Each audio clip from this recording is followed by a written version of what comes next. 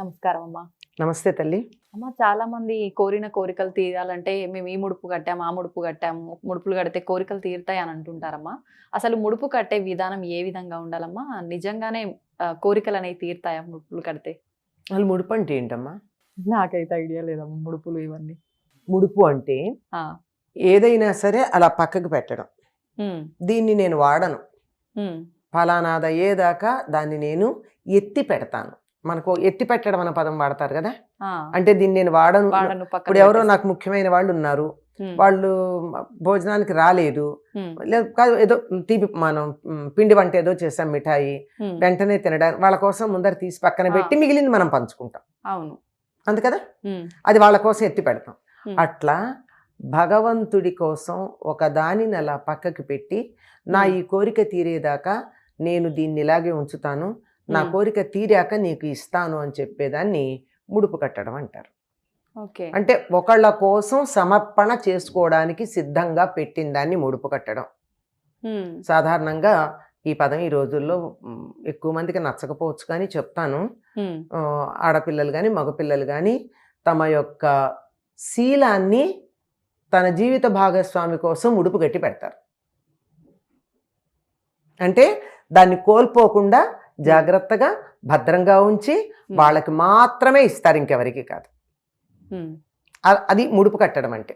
Okay. అంటే వాళ్ళకి ఇవ్వడం కోసం, వాళ్ళకి సమర్పించడం కోసం ఉమ్, పక్కకి పెట్టి జాగ్రత్తగా భద్రంగా దాని మీదే దృష్టి ఉండి ఉమ్, ఎవరికి ఇవ్వాలనుకుంటున్నామో వాళ్ళ మీద దృష్టి పెట్టుకుని దీన్ని ఇలా పక్కకు పెట్టడం ముడుపు కట్టడం.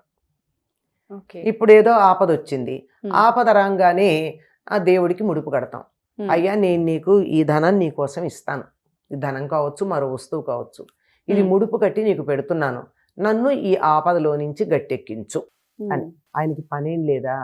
మనం ఇచ్చే రూపాయి పావలాను 5 రూపాయలు 5 సంఖ్య కదా పెడతాము, 5 సంఖ్య కూడా ఎందుకు పెడతామో చెప్తాం.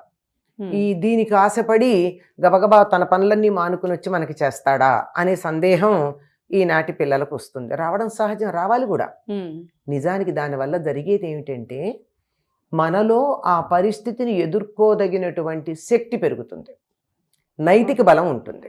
అప్పటిదాకా నేనేం చేయలేను అనుకున్న వాళ్ళు నీ దేవుడు ఉన్నాడు నా వెనకాల అనంగానే ధైర్యంగా ధైర్యం. ఎదుర్కొంటారు. ఉమ్, అది ప్రధానంగా అక్కడికక్కడ కనపడే ఫలితం. తర్వాత మన విశ్వాసం ఏదైతే ఉందో అది మనని ఉద్ధరిస్తుంది. ఉమ్, ఈ 2 కారణాలుగా ముడుపు పనిచేస్తుంది. ఉమ్, దాంతో అన్నిటికన్నా ఏమిటంటే దేవుడి మీద మనకున్నటువంటి నమ్మకం ఏదైతే ఉందో అది మనకి ఫలితాన్ని ఇస్తుంది. ఎంత తీవ్రమైన నమ్మకం మనకుందో దాన్ని బట్టి ఫలితం ఉంటుంది. అంతేగాని ఎలా ఇస్తాడో చూస్తాను, ఏం చేస్తాడో చూస్తాను అన్న వాళ్ళకి చూసుకో, నువ్వు పరీక్ష చేసుకో, పరీక్షతో నీ జీవితం అయిపోతుంది, పరీక్షించుకుంటూ నీ జీవితం గడిపేసి. ఉమ్, ఫలితం కాదు, ఓకే. ఫలితం అన్నది విశ్వాసం మీద నమ్మకం. ఆధారపడి ఉంటుంది. ఈ విశ్వాసంతో ముడుపు కట్టినప్పుడు వీళ్ళకి ధైర్యం వస్తుంది. ముడుపు ఎట్లా కట్టాలి, ఉమ్, అది కదా మీరు అడిగేది. అవునమ్మా. ఇది 5 సంఖ్యతో సంబంధం ఉంటుందని చెప్తున్నాను. ఎందుకంటే ఉమ్, మనకున్నవి పంచప్రాణాలు, పంచ జ్ఞానేంద్రియాలు, పంచ కర్మేంద్రియాలు అంతా 5 5 5తో ముడిపడి ఉంది. ఉమ్, అంచేత నా పంచప్రాణాలని ఇక్కడ పెట్టాను నేను. ఉమ్, నేను పేరుకు ఇక్కడ 5 రూపాయలు పెట్టాను, ఉమ్, కానీ ఇక్కడ పెట్టింది 5 రూపాయలు కాదు, ఒక్కొక్క రూపాయి నా ప్రాణానికి సంకేతం. నా పంచప్రాణాలని నీకే అర్పిస్తున్నాను, ఉమ్, నా ప్రాణాలు నీకు ఇవ్వడానికి నేను సిద్ధంగా ఉన్నాను.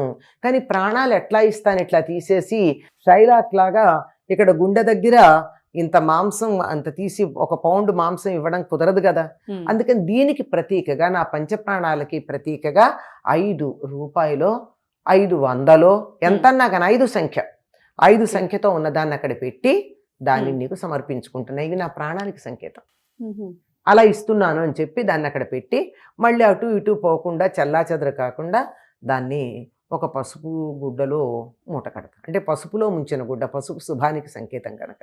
ఉమ్, ఈ కట్టేటప్పుడు దీంట్లో ఇంకా చాలా వేస్తారు, అవన్నీ పాడవుతాయి గనక ఈ మూట విడిగా ఉంచి ఉమ్, ఇంకా వేరేవన్నీ అందులో విడిగా కలిపి పెడుతూ ఉంటారు. కొంతమంది కొబ్బరికాయ కడతారు, ఉమ్, కొబ్బరికాయ కట్టినా ఇది తప్పదు. కొంతమంది బియ్యం కడతారు. ఉమ్, సాధారణంగా ఇది ఎప్పుడు కడతారు బియ్యం కట్టేది?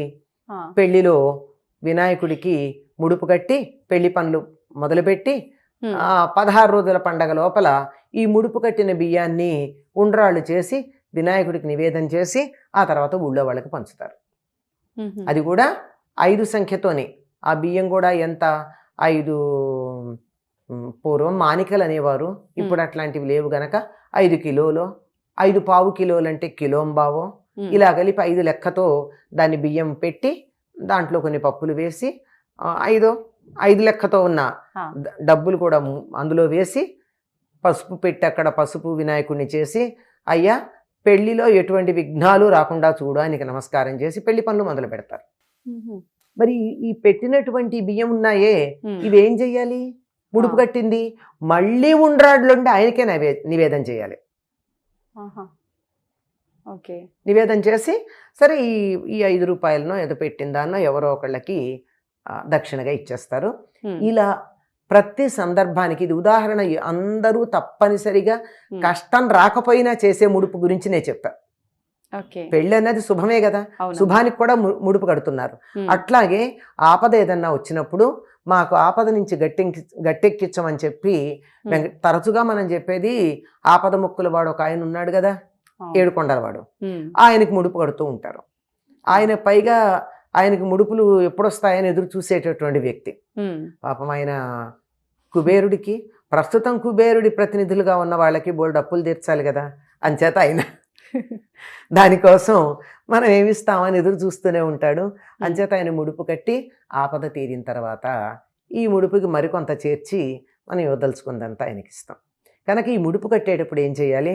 స్నానం చేసి శుచిగా ఉండి దేవుడి దగ్గర కూర్చుని పసుపులో ముంచినటువంటి కొత్త బట్ట తెచ్చి ఆ బట్టలో ఈ డబ్బులు మూట కట్టి ఆ పసుపు వినాయకుడినో దేన్నో చేసి అక్కడ పెట్టి పూజ అంతా అయ్యాక మూట కట్టి, అయ్యా ఈ మూట నేను విప్పను, నా పంచప్రాణాలు ఇందులో పెట్టి నీ దగ్గర పెడుతున్నాను, ఆపద అయిన తర్వాత తీసుకొచ్చి నీకు సమర్పించుకుంటాను అని దేవుడి దగ్గరే పెట్టి రోజు దాన్ని చూస్తూ ఉంటే మర్చిపోకుండా ఉంటాం. అట్లా ఒకవేళ మర్చిపోతే ఏమన్నా ఇబ్బందులు వచ్చే అవకాశం ఉందా? ఎదురుగా పెడితే మర్చిపోతాం. ఎట్లా మర్చిపోతామా? దేవుడి దగ్గర పెడితే. దేవుడి మీద నమ్మకం ఉంటేనే కదా ముడుపు కట్టారు. మరి దేవుడి దగ్గర ఈ ముడుపు పెట్టాం కదా, రోజు చూస్తూనే ఉన్నాం కదా, మర్చిపోవడం ఎక్కడ కుదురుతుంది? ఏదైనా ఒకవేళ పెద్దలు కాలం చేస్తే పిల్లలు మర్చిపోతే అని అర్థమేమో. ఆయన గుర్తు చేస్తాడే తప్ప కష్టాలు ఏం తీసుకురాడు. దేవుడు శాడిస్ట్ కాదు. నేను ఎప్పుడు చెప్తా ఉంటా, దేవుడు శాడిస్ట్ కాదు. నువ్వు నాకు ఇస్తానని వాగ్దానం చేసి మర్చిపోయావు గనక నీకు నేను కష్టం కలిగిస్తా, నీకు ఆపదలు తెస్తా అని చెప్పి అటువంటి పనులు ఏమీ చేయడమ్మా.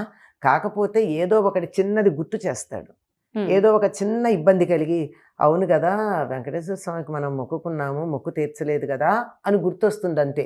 అంతకన్నా పెద్దది ఏం చేయడు. అంటే భుజం తట్టి గుర్తు చేసినట్టు. అంతకన్నా పెద్దగా బాధ పెడతాడని మాత్రం దైవాన్ని గురించి మనం అనుకోకూడదు. తప్పు అభిప్రాయం. చాలా అద్భుతంగా ఉందమ్మా.